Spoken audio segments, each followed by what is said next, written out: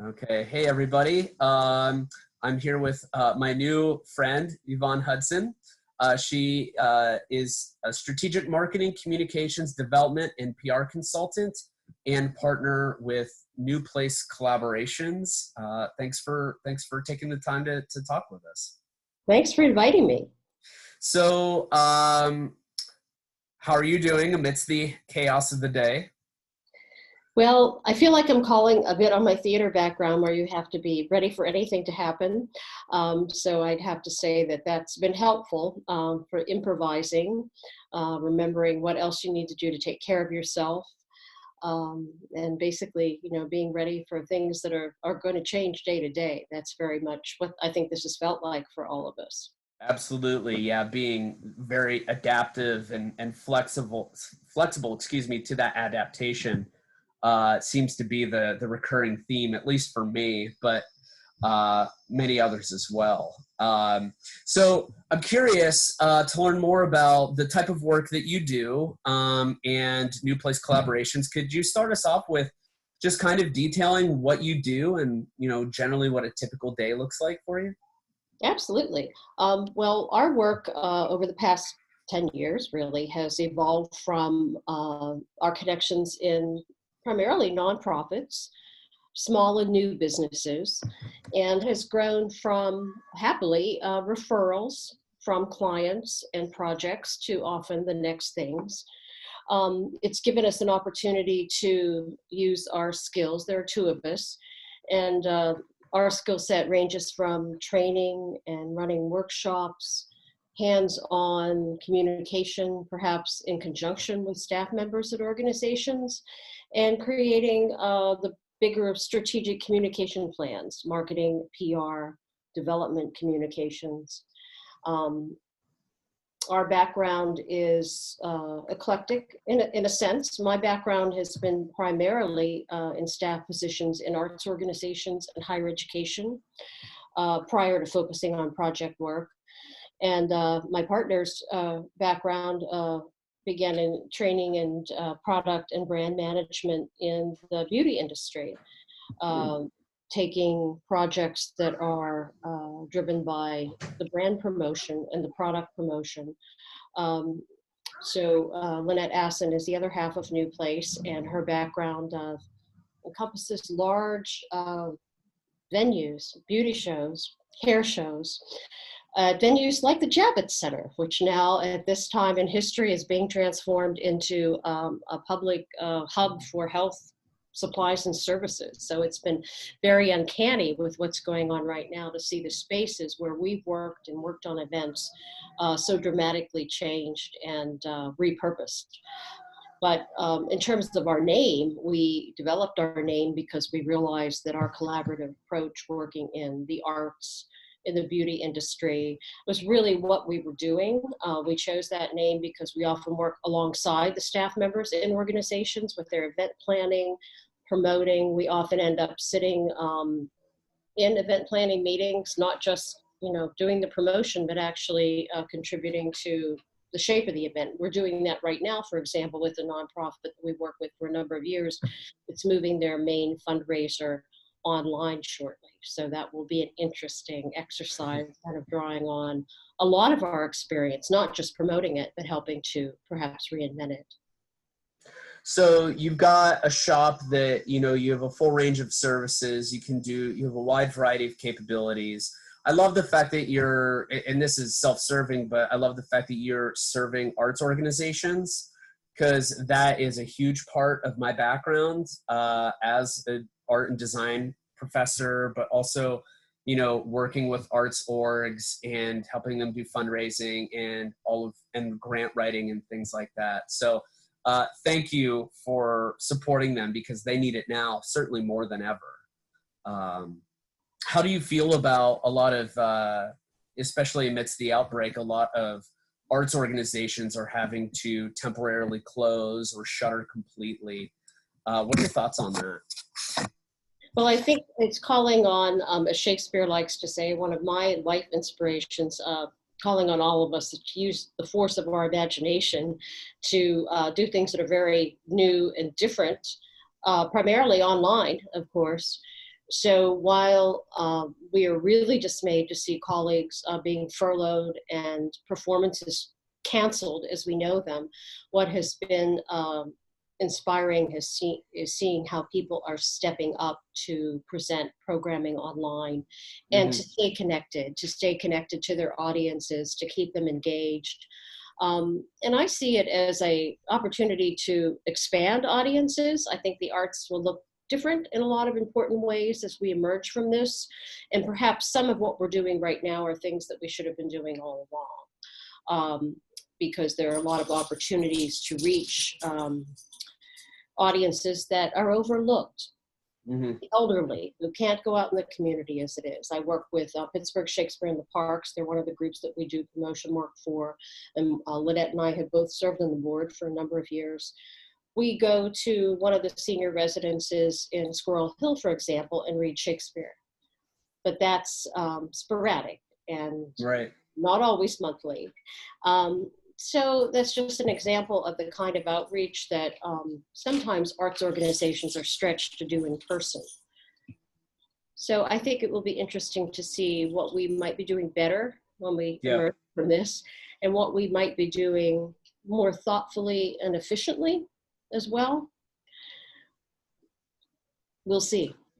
I think that, yeah, so, coming out of this, arts organizations, but I think a number of organizations in general, especially in the nonprofit sector, they're really going to come out of this with a very keen and solid understanding of their resiliency and just how exactly they can stay afloat during these specific times, which I think is a very reaffirming and enlightening thing for some arts orgs that they kind of need from time to time, because from my perspective, arts orgs, they all feel that what they offer is absolutely needed and necessary. And while I do actually agree with that in terms of cultural definition, there are a number of people that don't think that, and I think this is a great time for those art orgs to leverage marketing and storytelling in ways that reinforce their necessity to the public. So I'm really interested in seeing how that comes to play. So bearing that in mind, let me switch gears actually. How did you get your start in all of this? Where your humble beginnings lie? Well, I grew up in Indiana, Pennsylvania, land Okay. of Christmas trees, hometown of actor Jimmy Stewart. Yep. And I was fortunate to be in a school district where we had a lot of communication and arts activity. I sang in a choir, or sang since I was in elementary school. We had student newspapers. We had a robust drama program. So I had an opportunity to do things through the arts that, for me personally, helped me to grow and thrive in ways that were very important to my own development. I always loved writing. It was something that I did forever, as well as the music and getting acquainted with theater and Shakespeare. So those things really informed my journey personally, but also professionally. I decided to have an opportunity to pursue journalism as an undergraduate, and wasn't quite sure if I had the stomach for the fight, as they say, to go Sure. deep into the arts. But I was fortunate to continue singing, to eventually move from my first jobs in public relations and publications to my graduate degree at the University of Pittsburgh. I was an undergraduate at Point Park College in journalism. Okay. And then at Pitt was able to somewhat self-design my MA to have an arts administration emphasis. That Okay. was when Pitt had a Shakespeare festival on campus. And there was a need for someone to focus on marketing and PR. So there was an opportunity there for me to do that work while I was getting my degree. I stayed a few more years, ended up at Carnegie Mellon doing similar work for the College of Fine Arts and University Relations. Mm-hmm. And then I started to do things that I thought about doing, coming out of college, after a few years, I went to New York. And I worked in New York for about 12 years, primarily in higher education. But the nice thing about New York is you have an opportunity, because it's New York, at whatever level you want to dabble in the arts, there's a way to do it. Mm-hmm. Now, so one of the other things I've done that's been a through line for me and has also informed my professional work in terms of presenting and speaking, my graduate project at Pitt was a one-person show called Mrs. Shakespeare. And my curiosity about Shakespeare's biography led me to do something that I thought was initially an educational piece that could run out, as I say, to ladies' luncheons and promote the Shakespeare Festival. But when I got to New York, I discovered there was a whole community of people who did solo theater. And I ended up in this women's theater festival with a lot of other people who had similar pieces about literary and history, historic characters. And I continued to work on and develop that piece. And it led me down this sort of parallel path of performing and presenting as a solo artist outside my day job. Never intended Sure. that to really be my day job, but was certainly inspired being surrounded by the greater arts community there in New York, while I primarily worked at colleges and universities. So by the time I made it back to Pittsburgh, I found myself back to the University of Pittsburgh in the theater department for a second time when the theater there was being restored and reopened as part of Pitt's capital campaign. Again, doing some fundraising, public relations, things that had been part of so many of my other jobs. And after a time, ended up realizing that I was doing project work. Got to spend a few years in Washington, D.C. working also in between there. But all of those things led to being able to essentially walk into an organization, quickly assess their needs without spending weeks and expensive billable hours, if you will, Right. assessing what they needed.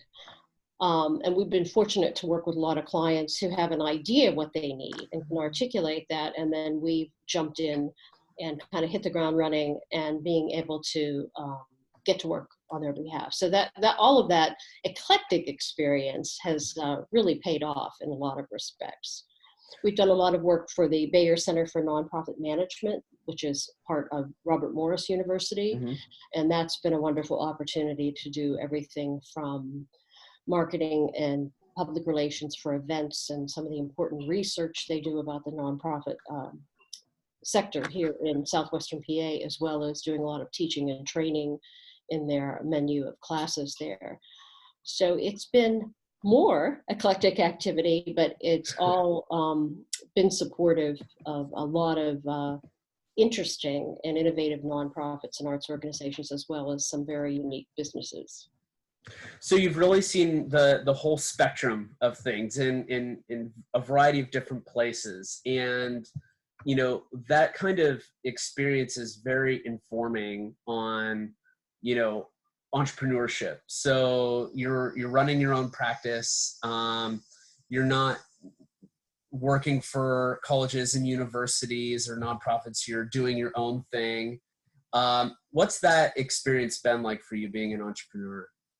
Well, I've always described it as being tremendously exciting and hair-raising at the same time. Yeah. It's unpredictable. What we're going through right now is terrifically unpredictable. We aren't going to be doing some of the things that we expected we would be doing going forward this year. We're still doing some activities for clients, but as I said, we'll be doing some of them very differently. So that's an interesting and stimulating opportunity for us. We're excited about being able to step up and help in that circumstance and to kind of unleash our imaginations, but at the same time, applying our experience in crisis communication and our understanding of the greater community. Mm-hmm. So I'd have to boil it down to saying for me professionally, that's what I do. I've been in a lot of different kinds of situations with organizations in transition. I've often worked in staff positions where not long after joining the organization, I had a new boss, something that was unexpected, not the person who hired me. So I've had to often adapt and be able to go with the flow and respond in that way. And I was a Girl Scout, so we had some good emergency preparedness training there. So Absolutely. it's sort of part of my DNA. Yeah. Not everybody is up for the unexpected, but I at least feel that I have a means to detach and carry on, keep calm and carry on, as they say. That's right. That's right. So, we actually have a lot of common sort of crossover points relative to the places that we've worked. So I teach a design course. Design course is actually at Point Park. So I teach graphic design there, and then I'm running marketing for Pitt Business. And I teach a brand management course in the business college as well. And then about little less than a decade ago, I taught at Carnegie Mellon for a year. Yeah. And so I can relate to some of the experiences that you've had at these different institutions. But my students at Pitt, they're marketing students, and one of the sort of natural roles for marketing students is to go into a sales track, right? Sales, and then in some cases, if they migrate into nonprofit work, they would be in fundraising. For my design students, if they happen to work at an agency, those agencies might support nonprofits that have capital campaigns, fundraising campaigns.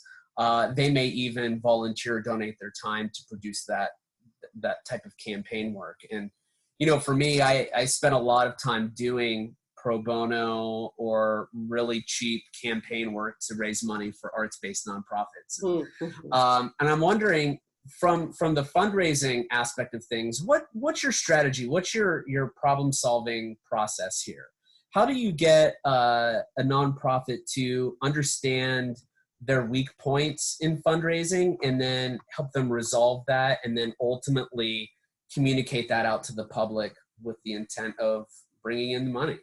Well, a lot of fundraising activity is led by the board and the management of these organizations, obviously. So you can't show up as a consultant and fix problems that are at the core of the organization. Right.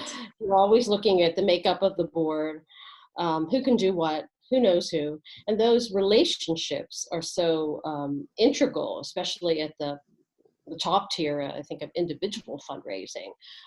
There's the foundation and corporate aspect where you need to have your shop in order, as they say, and present to those businesses and foundations that you deserve their support and that you're going to manage their funds well. On the individual side, that's always about loyalty and relationships. So what I've found in terms of the tasks that I've had and the projects I've had, then it becomes about messaging to those audiences. And there's sort of different tiers of audiences, if you will, that you craft messages for. So that's very much marketing. It's like sales. All these things that you just mentioned tremendously overlap, because the branding of your organization and your mission needs to stay out front regardless of the fundraising campaign, regardless of the event that you're promoting, regardless of what your gala is like or the small fundraising events that you do. I always try to look out for doing a lot of education along the way about the purpose of the organization, featuring stories, featuring people. And there are a lot of somewhat old school things that people have been doing for years that have been storytelling. And now we do it through different channels with social media, not so much print publications as online, e-blasts, the program book at an arts organization, that type of thing. So it's all of the same things are important, but they're delivered differently. When I was at Point Park, I worked for the journalism chair in the department as a work study student. Vincent LaBarbera, who's somewhat legendary in terms of his fundraising and his leadership of that department. He recruited a lot of us himself. He came to our high schools and recruited us. via the student newspaper and via Mm-hmm. workshops. And I recall sitting in his office, taking dictation from him. It's going to sound terrifically old school to the students. He would dictate to me, so I would learn how to take notes as a reporter or as a publicist.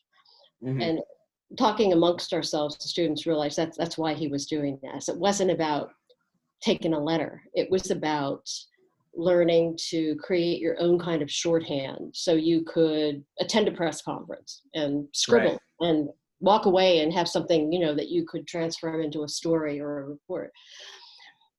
Then he would sometimes make a phone call or get a phone call. And he had one of those big old circular Rolodex with the cards in it. Right. And the phone would ring and he'd say something like, Tommy, oh yes, flip, flip, flip would go the cards. And he would find the card for that alum and saying, how is your wife, Susie? And those little ones, Mary and Larry or whatever their names were. Sure. And he would have all that information the same way you would now in a database in his role. Sure. And continue building that relationship through that phone call where somebody might have just have been calling to say, was thinking of you today, how are you doing? And it was a tremendous reminder of how simple that really is. It's about genuinely caring about people, Mm-hmm. genuinely having a way to remember names, something as simple as that. And just applying those basic premises of human communication, which we're finding with this crisis that's going on now is happening through social media and through our connections, places like Facebook and Twitter, and even picking up the phone, maybe a little bit more in a different way than we might have a few months ago. So it's all basic, I think, to the human process of storytelling, communication through new means. Not very many people have a Rolodex on their desk anymore. But I'll never forget the lesson in that. Right. Because he knew, he knew the alum's kids and the alum's wife's name and had all the information right there to have that conversation. Yeah, that is such a great point, that human relationship angle. I mean, if you want to have more meaningful interactions with people, you have to learn the details of their life. And even if they're just surface details, being able to recall them at a moment's notice is a skill I found unto itself. Like, you kind of have to work to remember some of those details. So, for my students, I encourage them to go on their LinkedIn profile and look at all the people that they're connected to and just try to remember some kind of aspect to the people that they're connected with so that they can engage in a conversation that isn't just business focused. Because at the end of the day, while we are business people, we are humans first, right? And remembering, that especially in the grand scheme of things, I think is incredibly important. Plus it pays dividends later. I've been in situations where, decade plus ago, I would be able to recall the details of someone I met 12 years ago that I just happened to see yesterday, right? And I could be like, oh, hey, how did that thing ever work out for you or whatever? And that's an impressive thing. Like, people will be like, wow, that you remember that? That's incredible. And now that person's like a client, or I got them to donate something, or, they co-opted into an experience just based on that. So, that human relationship can go very, very far and pay a lot of dividends for your career. And if you're an entrepreneur, it helps getting clients easier, right? It's essential for us having referrals and those connections that you mentioned. As you said, often it's not about work, but you make a connection because you have interest in the same things. You run, right? Shakespeare, you're passionate about baseball, whatever it might be, but it helps, I think, create those moments that stick and help you be memorable to someone who then will perhaps refer you or send a job opportunity your way, all of those things. Yep. I'm experiencing that right now with, I'm rebranding, I think 12 or 13 libraries in Cambria County, in Johnstown area. Mm. And I got that job through a person I went to school with back in 2006.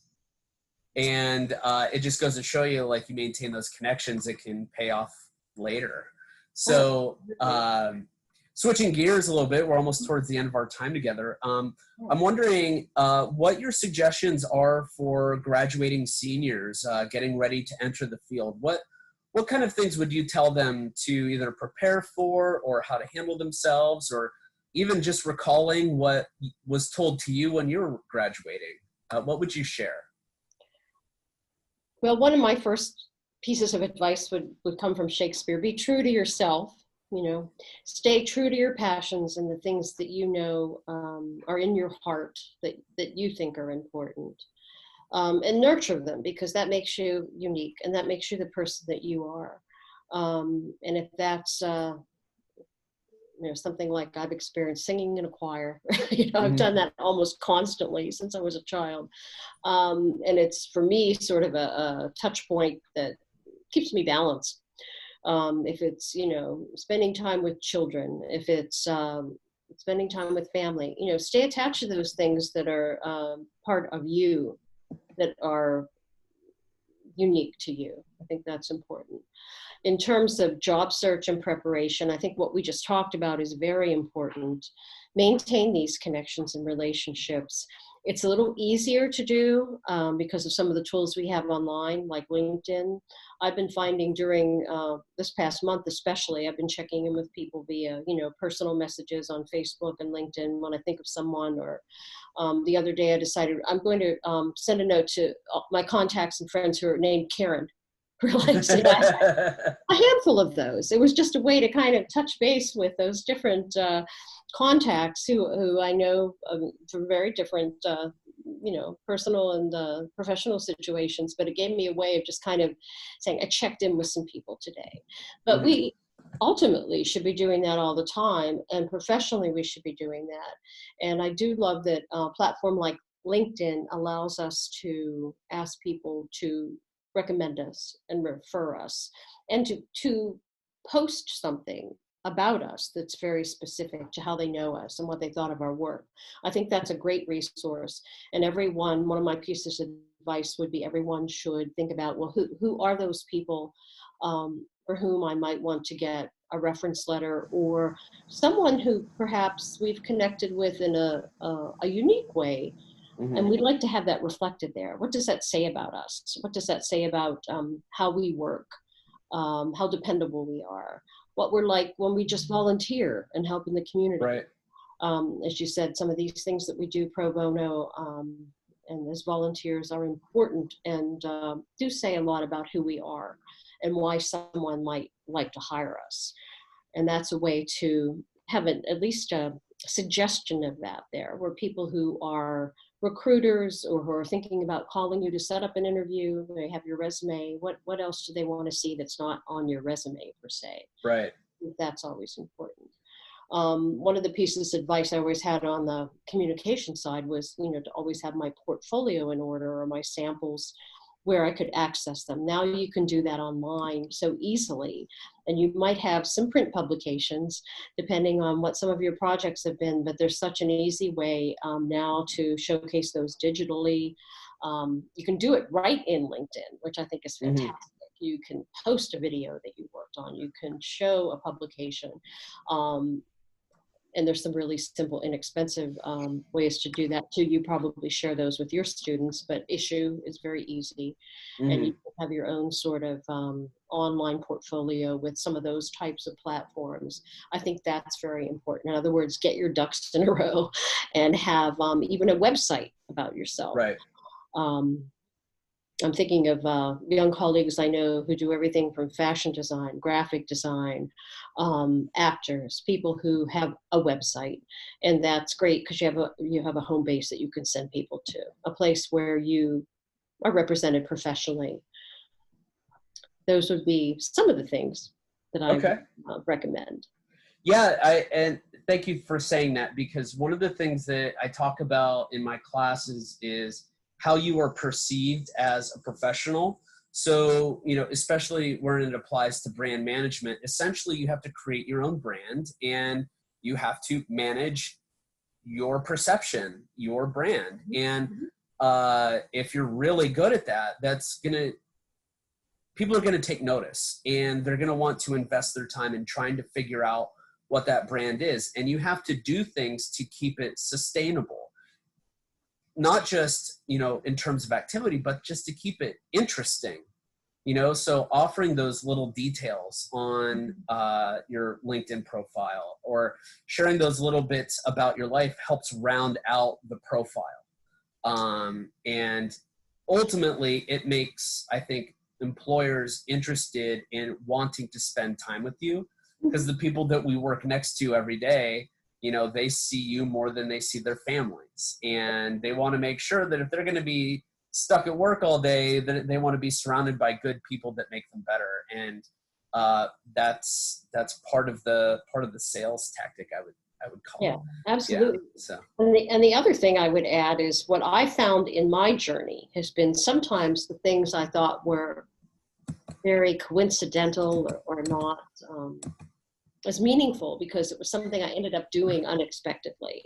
Might be the thing that someone looks out on your resume and says, oh, that's so interesting you did that, you know, just for a few months, one summer, whatever it might be.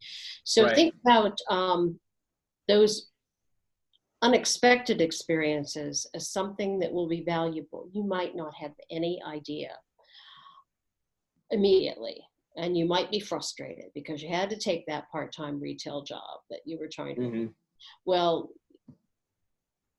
that is valuable experience if you're doing marketing and sales. And if you've never done it, you should probably do frontline customer service and sales work for a few months, or as a volunteer, what it might be, because some of the organizations you're working with will need you to think that way.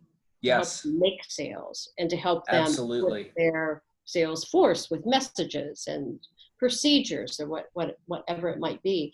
I think some of those experiences are very valuable. And yeah, I'm sorry, go ahead. well, I've told my interns this throughout the years that, you know, I've told them two things. One is I will not ask you to do anything that I wouldn't do myself. Right. And that, because sometimes you're wondering, why am I doing this? What does this mean? I always explain the why behind the task.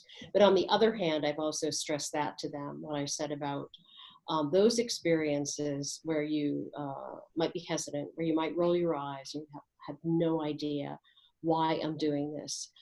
Look for the why and the greater purpose, even if you think it's a boring, inconsequential thing. Bring everything you can out of that and practice doing the things you might not otherwise get a chance to practice, and then you'll have those skills. Absolutely. Couldn't have said it better myself. So thank you for that. Now, if students are interested in learning more about who you are, what you do, and more about your consulting practice, how can they reach out to you? How can they find you? Yeah, well, I'll give my company email. It's Yvonne, Yvonne, at newplace.us. And our website is also newplace.us.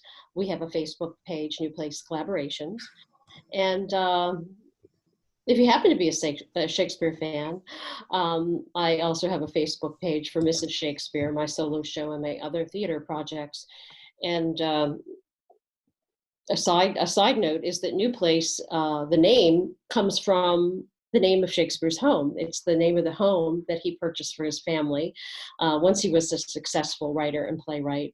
So it has a lot of meaning for me and kind of implies where we try to take our clients. We try to take them to a new place from where they are to join them.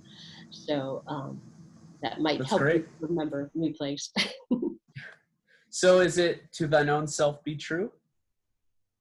Is that his line? To thine own self be true, yeah. Yeah. Okay, see, hey, look, I know something.